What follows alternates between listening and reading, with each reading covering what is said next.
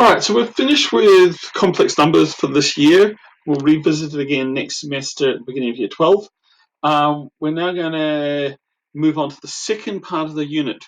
The unit is complex numbers and real numbers.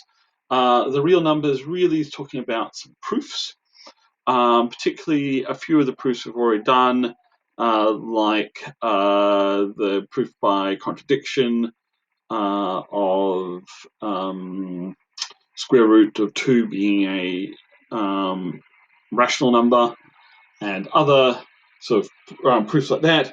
But the main one we haven't looked at is this one. We will revisit the others to remind you, but the main new proof we're going to look at is this proof by induction.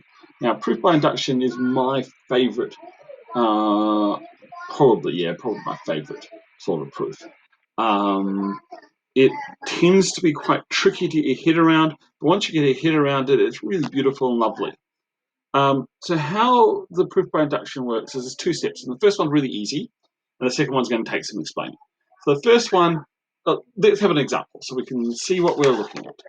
So we're doing some proof, prove that 1 plus 3 plus 5 plus 7 plus 9, so all the odd numbers added together equals the square number. And we want to prove this for all n greater than 1.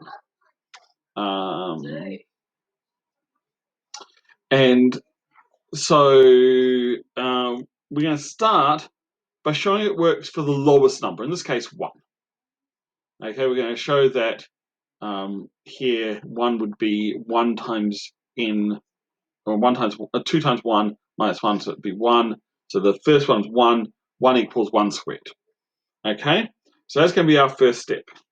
And we might just do that right now. So step 1, 1 equals 1 squared, tick, we've shown it.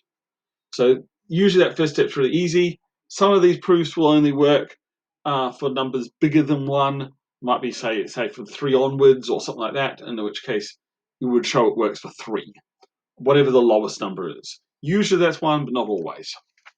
Now the second step is really ingenious. And what that's saying is show that it works. If it works for one number, that will work for the next number. Effectively, what we're going to say, well, if it works for 1, can we show that it works for 2? And if it works for 2, can we show it works for 3? But we're going to do that in one calculation. So we're going to show that if it works for anything, including 1, then it'll work for the next one. And if we can show that, then that will, in one go, show that it works for 2, 3, 4, 5, all the way up to whatever n you feel like stopping at. So this step here is like, I guess, forming a big rung of dominoes. We knock over the first domino, and then we can show that the first domino will knock over the second domino, then knock over the third, fourth, fifth, so forth, and we'll end up with this really nice proof where we've actually only shown 2 things, but we've shown that for everything, infinite numbers of n. So what we do here is we replace the n with a k. So we say, assume that it works for this n equals k. So 1 plus 3 plus 5 plus ... plus 2k plus 1, I'm sorry, minus 1 equals k squared. Now assume that. Now we want to show what is n equals k plus 1. So that's going to be, apparently I've gone off the extra edge of the paper in this. So we've got here